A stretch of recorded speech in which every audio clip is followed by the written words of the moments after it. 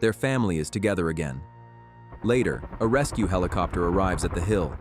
Julia thinks her family died in the flood, but then she sees them walking toward her, tired, bruised, soaked, but alive. She runs into her mother's arms. The family holds each other tightly, grateful to still be together.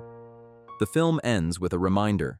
The real Akernes mountain in Norway is still moving, expanding up to 15 centimeters every year. Experts agree that one day the mountain will collapse for real, and the wave will come again.